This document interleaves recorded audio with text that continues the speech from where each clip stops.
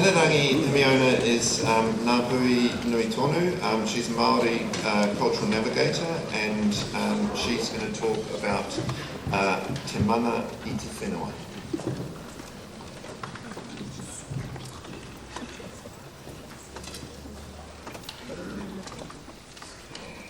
E rau rangatira mā, tēnā koutou, tēnā koutou, tēnā koutou katoa.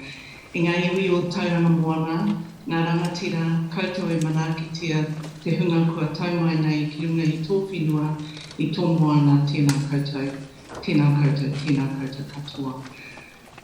Ka huri ki o tātou tini mate o tēnā marae o tēnā rohe o te motu, e ngā mate haere atu rā koutou e moe i roto i te rangi Māori e. Huri noa ki a tātou ngā waihotanga e o rātou mā te iti me te rahi, tēnā koutou, tēnā koutou, tēnā koutou katoa. Ko te ahurahu te maunga, ko o māpere te roto, ko waitangi te awa, ko parawhenua te marae, ko ngā hapu, ko te uri taniwha, ngā te hineira, ngā te korohoi, ko ngā puhi nui tonu ngā iwi, ko Hinerangi Himiona tāku ingoa, e mihi atu ana ki a koutou, tēnā koutou katoa. These are a few images of my home, my whānau, my hapu, my landscape, taku ukaipo, the source of my spiritual, emotional and intellectual substance and sustenance. I'd like to thank you all for your conference and for the invitation. I'd like to acknowledge Mark Fletcher, friend and colleague from Studio Pacific, for inviting me to consider sharing some of my thoughts and experiences at your conference. I'd like to acknowledge my friends of Studio Pacific for the work we have done together over the years and the experiences that these have given me in this space, and I look forward to what else we can do. Also, I can't see faces in the audience, but I know there are people there that I know. To anyone that's there that I know or have worked with, or that has worked with my husband Bernard, we've hung out and I've learned a little bit about what and who you are, tēnā koutou katoa. As usually is the case for me, when I'm asked to do things like this, the voices in my head yell, no, don't do that, you don't know anything about that stuff. Just say shush and say no. I'm getting better at winning that battle with myself and accepting invitations to gatherings like this that are not, I'm not usually a member or involved in. So I'm sorry I can't be with you in person today, but I hope this looks and sounds fine at your end. I'm calling in from the National Library of New Zealand, where I'm doing some work at the moment, and my schedule's not very kind to me and didn't allow me to be in Tauranga this week, so tēnā koutou katoa. Also, to the previous speakers, thank you all. I think I'm the last speaker in this bracket, and it was great to be able to hear what you all have to offer. Koutou ngā hua e roho mai nā I roto I te rumara, tēnā koutou, ko Pito e Phil Wihongi, koutou katoa, tēnā koutou. Mana I te whenua is the title and main theme of my kōrero today. Mana I te whenua is a term that is written into he whakaputanga o te rangatiratanga o New Tireni, 1835, the 1835 Declaration of Independence. And while its context in he whakaputanga is important and significant, I want to try and make it accessible to all of you today. And I'd like to acknowledge the previous speaker, Wiremu tēnā koe, for bringing te tiriti o Waitangi into this space.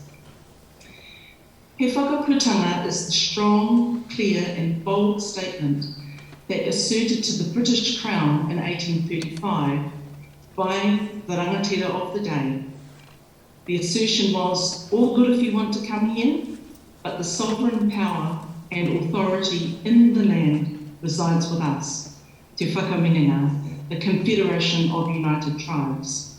That is, those hapu rangatira who represented their hapu known then and also today as Te Whakamiringa o ngā hapu o Hinerangi.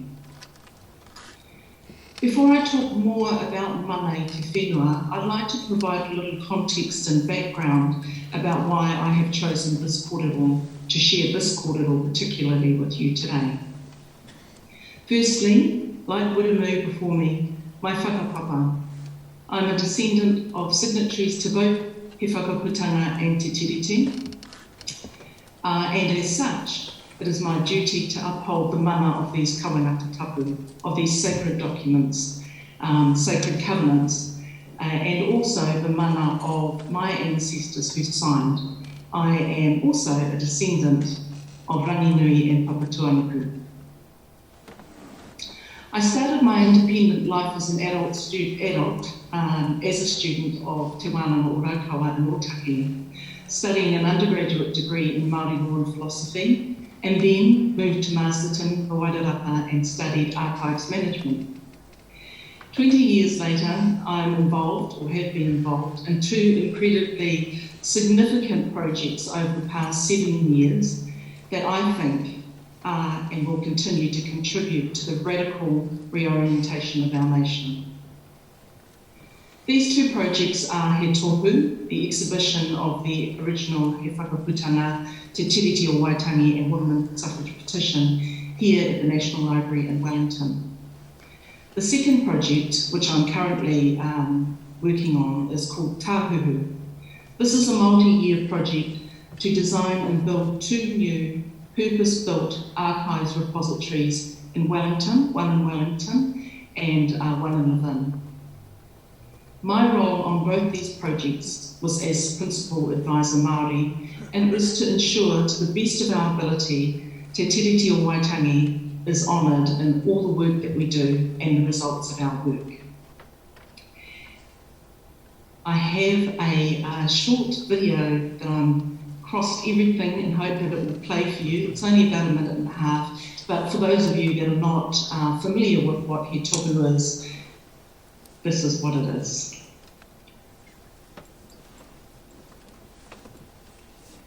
Three iconic documents of New Zealand.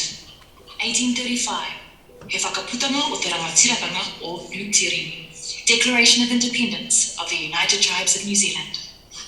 1840, Te Tiriti o Waitangi, Treaty of Waitangi.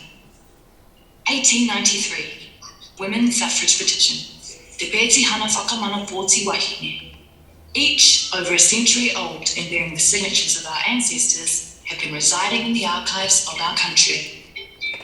Now they have moved to the National Library for a very special exhibition called He Tohu. He Tohu honours the three documents, taonga, that travelled the length and breadth of the country. Two are iconic documents that shape relations between Crown and iwi, and New Zealand as a whole.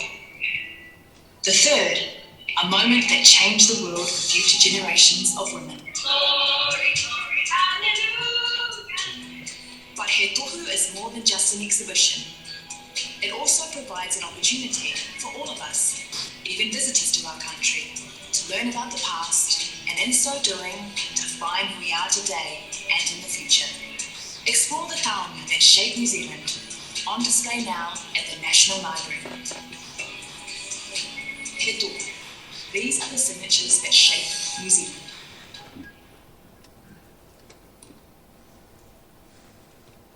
Whoops, that's not meant to happen. Sorry.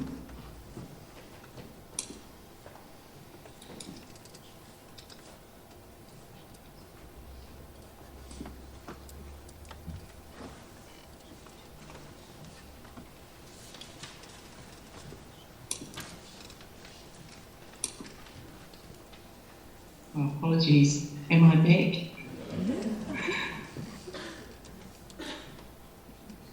Okay, I'll continue.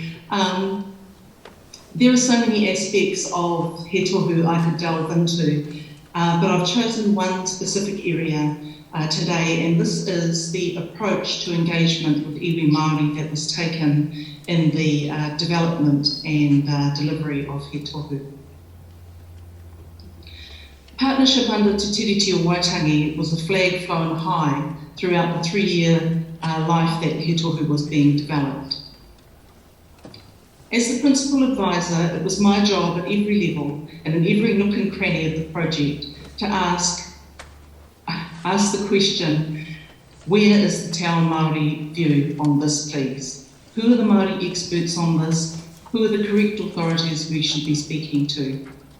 Whether it was in the conservation space, the development of bilingual wall text, the design of the exhibition space, the way people were invited and treated when interviewed for their views on these documents, all for information about their own tupuna or ancestors who signed these documents. In every possible aspect, the question was asked, what and where is the Māori or relevant iwi hapu perspective on this piece of work? This meant many times throughout the project saying, excuse me, back to me, that's not how we do things here, that's not how we do conservation, that's not how we would write that, that's not what we would consider secure, and that is not how we do things around here. There were many moments and much discomfort that everyone experienced in allowing and inviting Māori perspectives into this project. The discomfort was extreme sometimes, to the point of people needing to take stress leave, to the point of a resignation in one instance. But there were also many more moments of realisation, of understanding, of friendship, many humbling moments, many joyful moments, emotional moments, and extremely life-changing moments for all involved in the development and delivery of He Tohu. The positives far outweighed the negatives because the idea of partnership, of working together, inspired by Te Tiriti, was given a chance. For once, a space was made for Māori people to occupy, to be heard, to contribute, to be included, to be taken seriously, to be resourced and funded. It was really an incredible 3 years. 4 years on from the opening of He Tohu, I'm back in the role of Principal Advisor Māori on the Tāhuhu project, which includes closing down facilities and services no longer fit for purpose in the Archives New Zealand area particularly, but also for National Library and Ngā Taonga Sound and Vision. So it means the closing down of those no longer fit for purpose services, but also the development, designing and building of new facilities, services, and importantly for my part, including Te Ao Māori perspectives to influence and shape the future purpose, culture and services that will be delivered out of these new facilities for Archives New Zealand, National Library and Ngā Taonga Sound and Vision over the next 100 years. This work will matter greatly and impact hugely our next 3 generations. It has been on this current project, Tāhuhu, and my work to develop our iwi engagement priorities, that I've been able to consider some of the teachings and learnings from the Reverend Māori Marsden and also my teacher and our friend and colleague, Dr. Charles Royal. Reverend Māori Marsden was a tohunga, scholar, healer, Anglican minister and philosopher of the later part of the 20th century. And if there are people in the audience who have never heard or read Māori Marsden's writing, I can't encourage you more than to look at some of his writings on the natural world. Through his life, Māori Marsden was asked to speak and heal in Māori communities throughout the country, and he wrote a substantial amount of material on matters facing contemporary Māori quest, the contemporary Māori quest for social justice and achievement of authentic being.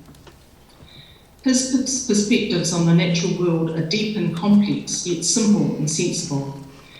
Now I'd like to bring us back to the theme of my kōrero today, mana i te whenua, and why it matters. For those of us from the north, Uncle Māori spoke of mana in this way. Mana refers to an extraordinary power, essence or presence. This applies to the energy and presences of the natural world. There are degrees of mana and our experiences of it, and life seems to reach its fullness when mana comes into the world. On Tangata Whenua, he says, humans are born of the earth and achieve fulfilment when the earth speaks through the human community. True tangata whenua, people of the land, can speak authoritatively about the world they inhabit, the animals, plants, weather patterns and natural rhythms of life.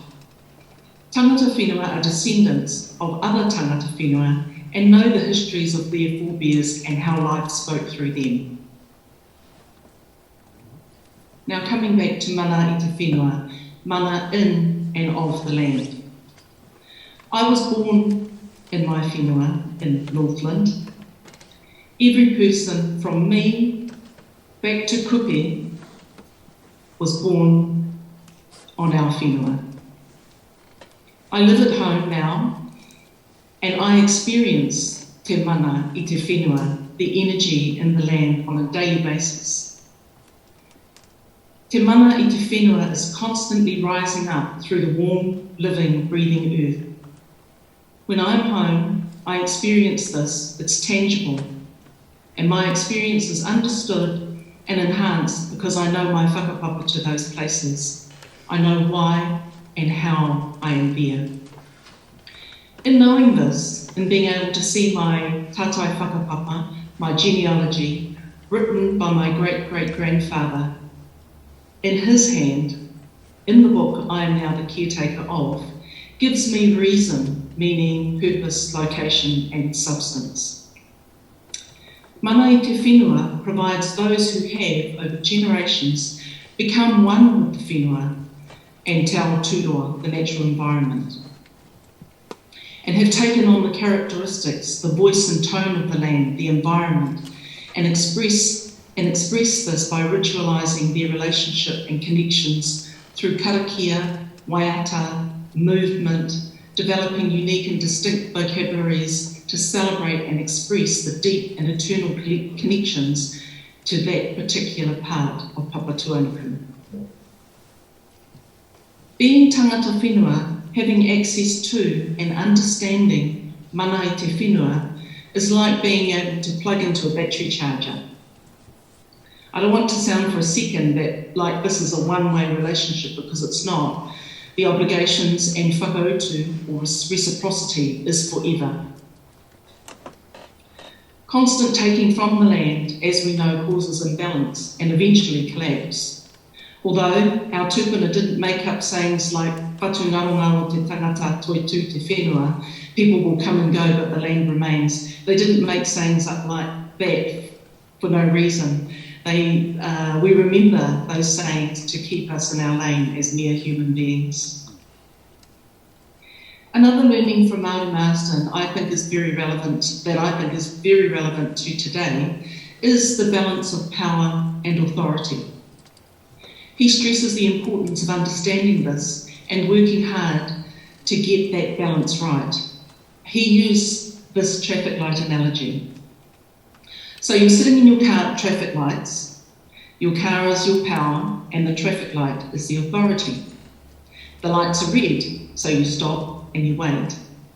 You have the power at your foot to go whenever you like, but we all know that if you go on a red light, things are not going to go well. However, when the light turns green and you have the authority to proceed and the power to do so, ka pai. However, if the light turns green and your car, for whatever reason, puts out or loses power to move forward, then there are problems. Especially if you're in Auckland City. But this is an example of the balance of power and authority. So fast tracking back to our conference today, because I'm sure my 20 minutes is drawing to a close, iwi and hapu around the country in their traditional locations are tangata whenua, or increasingly referred to as mana whenua. They have connection to mana i te whenua. They are the authority, the voice, the embodiment, the kaitiaki, and of mana i te whenua. The power and the opportunity to be the power can be you. landscape architects of Aotearoa. You have a set of unique skills, experience and knowledge that gets applied in and to landscapes. That's your chosen superpower. If and when that power can be partnered with the authority of the land, and some incredible things can happen, and they will happen. This is what happened on He Tohu. The power and the authorities came together, worked together to produce something powerful, never done or seen before. It was not, and it is not perfect, but it is good, and the expectation of collaboration is built into the very wairua and bones of that kaupapa. This was the aspiration my tūpuna had expressed and committed to by signing He Whakaputanga and Te Tiriti o Waitangi. And by the way, it's what those who signed Te Tiriti on behalf of Pākehā and Tauiwi signed you up to too. Te Tiriti o Waitangi is not just for me, it's not just a Māori thing, it's for you too. It's for all of us. I hope I've provided some information and an invitation and access point for you to find out more. Hoi no, ka nui tēnei māku mo tēnei wā e mihi ana ki te haukainga o reira me ngā kaiwhakahaere o te kaupapa, huri no te whare ki kona tēnā koutou, tēnā koutou, tēnā koutou katoa, ngā manaakitanga.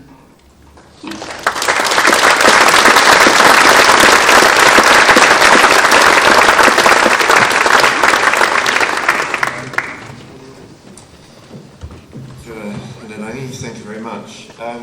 So now what we're going to do is Rebecca is going to be facilitating some discussion. Did you want to say to ease us in, and we'll get a couple of mics, and if anyone wants to put their hand up for a question after Rebecca said a few words. I'm certainly not going to try and be inspirational, because I think we've had some fantastic speakers. I think taking from that, and I've made a few notes as I've listened along, and I hope that you take the opportunity to ask a few questions of our esteemed panel here.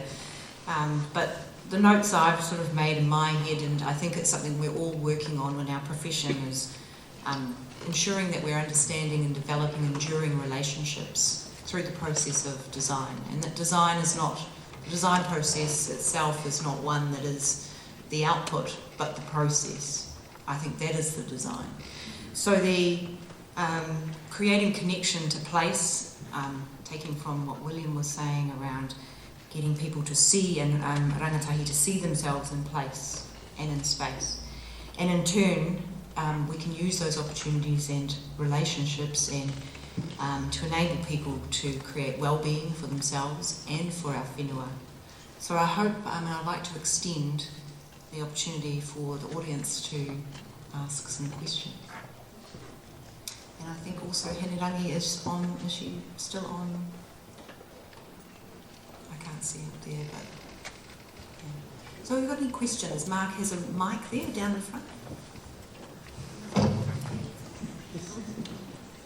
Thank you for all your inspiring presentations. I'm a researcher in Denmark looking into sea level rise in coastal cities, and currently there's a lot of attention and focus and interest from international delegates with New Zealand, especially because recently we gave the Whanganui River a human status, and the way Te Ao Māori, the Māori worldview, has a sort of different approach to the sort of typical Western approach in the way we deal with our natural environment. So I guess my question for all of you is, what do you think is the sort of potential for this Te Ao Māori, the Māori worldview, and the way we look at natural environments influence our landscape practices and processes, both in New Zealand and abroad, especially in light of climate change?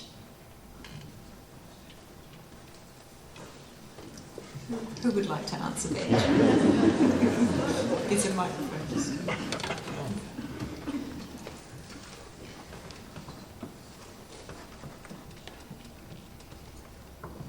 Julian, am I able to interact? Yeah, absolutely. We can hear you. Can hear us? Oh, cool. Yes. Henry, Okay. did you hear that? Did you hear the question? Yes, I had a little, can kick things off, that's okay? Okay. Ka pai. So I think I heard the question correctly, which is what do you think the potential for the inclusion of Te Ao Māori perspectives can look like for your practice? And I guess my easy response to that is that as I was speaking to in my paper, if you can imagine the access that would be provided through people that have a long and deep relationship into the land, not just on top of the land, then surely that would deepen and provide a whole nother view of the natural world to you and for your practice. I hope that makes sense. Kia ora. William. Kia ora, hi, ka pai. Yeah, I think building on from what Hinerangi was saying in terms of that process, it comes down to that whakapapa. It's how we, as Māori, as tangata whenua, tangata tiriti tau, we connect to the land. You know, we here, we all share our connection to maunga, to moana, to awa. It's all interwoven, it's the living things. It lived within us, they're living to whenua. You know, whenua in its term does mean land, but it also has that deeper meaning of placenta. And that kōrero around papa tūnuku. And our whenua is given back when we are born to the land. It is given back to the mother. So it's around understanding that whakapapa, that layer, those layers will always adapt and change over time, just with climate change. You know, it'll just add in another layer to that intricate thread that we share with the land. But within that climate change, you know, certainly climate change, you know, the impacts that has towards, you know, to the land, you know, how do we provide for that in terms of, yeah, you know, we want to make sure that, you know, the impacts of that, you know, it's for our health and well-being, as Natalie was saying. So, yeah, in terms of whakapapa, I think it's key to understand that relationship. Then I said your part on. Got any other? I guess I just thought I'd add something as a Pākehā in terms of like the privilege that we have of working with so many Māori groups. For us, we see it as an opportunity to really broaden out the thinking, and I think that's what's so wonderful is because on so many of these critical issues, particularly around well-being, we've kind of narrowed in so much. And I think that's kind of an advantage for New Zealand in so many ways, as we have this opportunity to broaden out our understanding through taking a Te Ao Māori view and embedding ourselves in the process of learning about that. Yeah, so that's kind of the opportunity for us. I would just like to add, I guess both as a Pacific Islander, and I think, you know, there are themes for me that resonate in my experience, and I think maybe that's a clue for you and your work. And so, you know, for me in my work and, you know, going to school in a conventional sort of academic, you know, sphere, I think what resonates for me is starting, you know, working on projects and engaging the elders in that community. And I think there's a lot of local knowledge that can really help the sort of process. And then I think also listening to the site, being aware, being open, and really connecting to the site as a character, as a thing, and not as a sort of a blank space. And so I think some of the conversations about the soil and the earth and, you know, the sort of mythological meanings that are very strong in this country, I think may be a clue into how you think about sites generally. Kia ora. Have we got any other questions coming from the audience? Oh, up the back.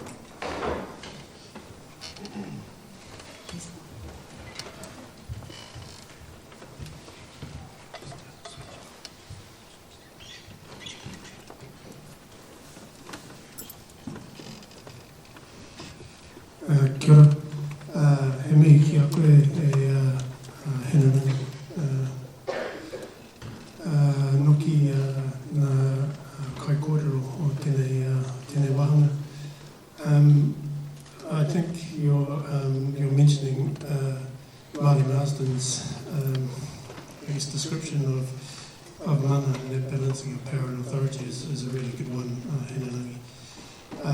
But I think it's because what we're all talking about is how we're working together, and I guess my question to everybody that's working in that collaborative space is how do we make sure that we're talking to the correct sources of authority, and I think it's something that applies to all of your practices. It's relatively clear-ish from a Māori perspective, but to everybody, just how would you make sure that you're speaking to the appropriate authorities to be able to get best results for your kaupapa? Kia ora.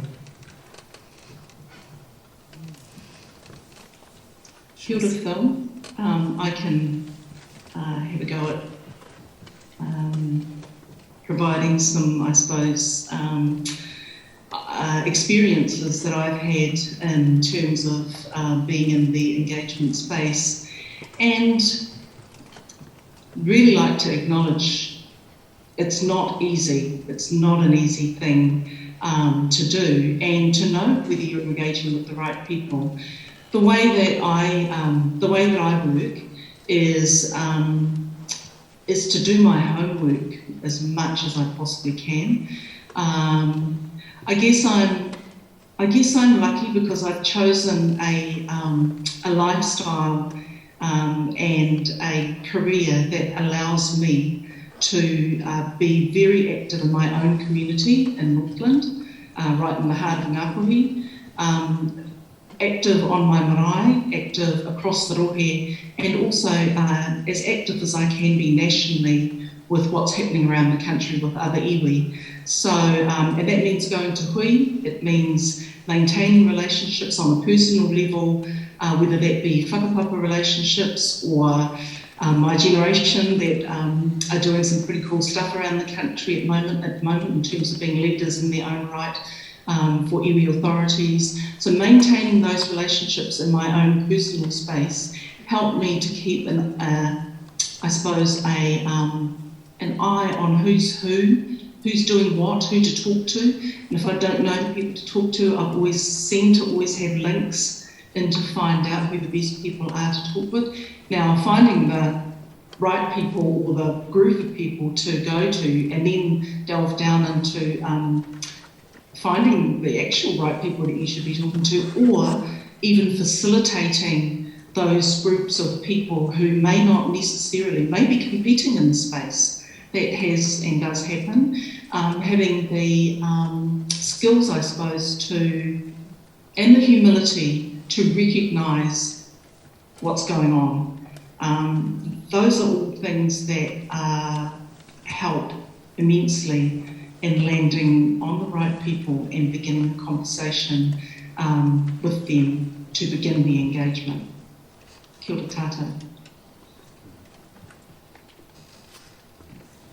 I guess just in a pragmatic sense, we try and build in a lot of time at the beginning of our contracts, because finding the right people does take time, and that's not always possible and often requires taking clients on a bit of a journey about why those relationships are so fundamental to good outcomes. And if it doesn't work out, we often end up just hustling and making it work.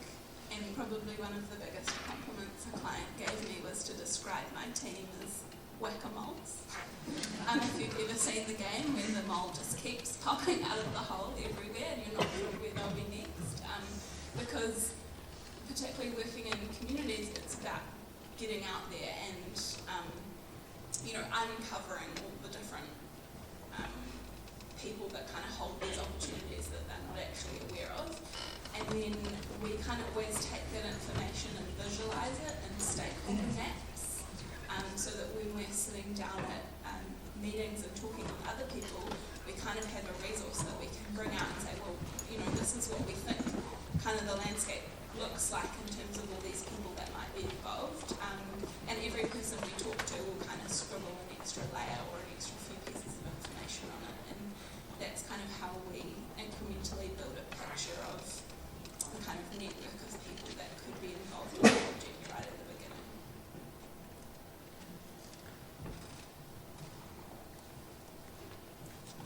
Kia ora fu. Yeah, certainly I agree with Hinerangi in terms of those relationships. It's key, you know.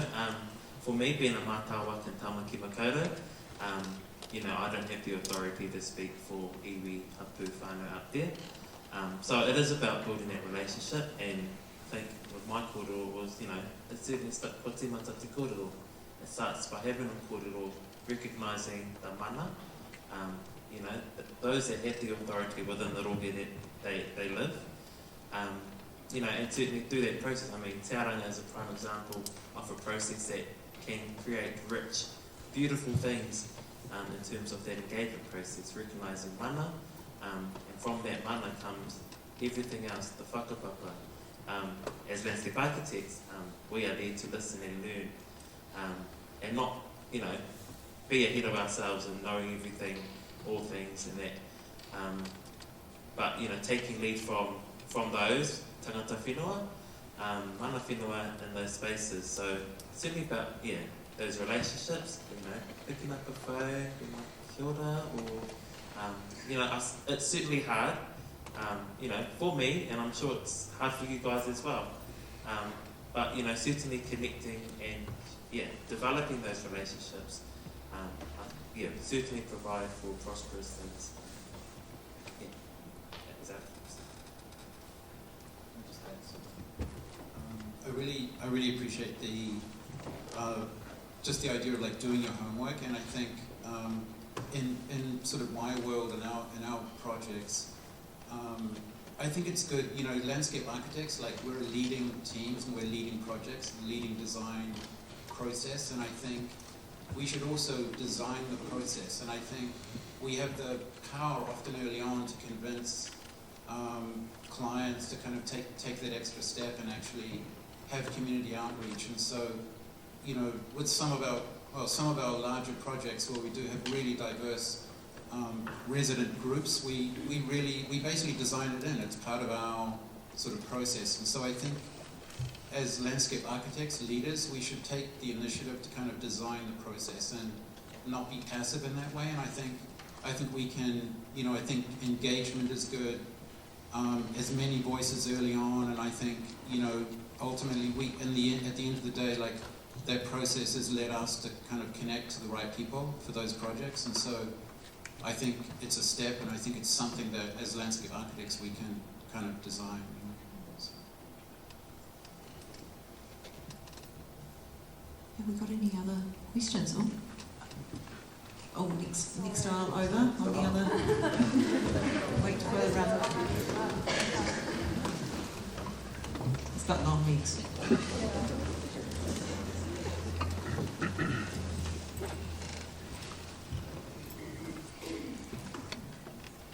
Kia ora. I've got a question particularly for Stephen, but a lot of the talk's been around the process and how we create a really good process, but I'm really keen how in your work, I guess anecdotally or evidence or observations of the impact that your work's had on the lives of those people that have kind of, I guess, until recently been kind of the focus of our work, like particularly minority groups and, yeah. That's a good question, and you know, so the typical life cycle of the projects we work on can be sort of like 18 months to sort of 4 years, and so it's a really long time in terms of sort of the design process and building and construction and sort of ongoing life of the project. And we often, you know, once the sort of project is completed, we are often engaged, and quite a few of the affordable housing projects, we've continued things like getting involved in terms of teaching residents, you know, gardening skills, and, you know, a lot of these residents actually, for the first time, they sort of have access to garden and outdoor spaces. And so and I think I talked about that a little bit, there are some non-profits, but I think, you know, you complete a project, but it's really just the beginning of the life of that landscape or those amenity spaces. So we do engage in different ways depending on the type and the client type. But I think, you know, I think we have the opportunity too to sort of design and stay engaged, and so I think that's something that's an area that I think we could really do a lot better. Add a little something from some of our work. So when we do a lot of our kind of engagement and community visioning at the beginning of a process, what we've actually started doing a lot more now is creating an outcome framework, like working across all the stakeholders at the beginning. So rather than just defining success and then hoping that it happens, by creating an outcome framework which really kind of quantifies what success looks like, we can then monitor it throughout the process. So we're creating ways to actually track our projects, not just kind of the outputs of things we're delivering on the ground, for example, yay, we've planted 10 trees, but actually the impacts of those on the people that live there, and so there's all kinds of different ways. I feel like this could be a huge presentation, but anyway, happy to chat later. We've been looking at all the different ways you can quantify these kind of different impacts, so that you can track your success and then at the end work with your clients to kind of review how they feel about what they've achieved. It's almost like an evolving scorecard, which has been a really amazing process because it's really helped people's decision-making process, particularly around what to prioritise or not prioritise on projects.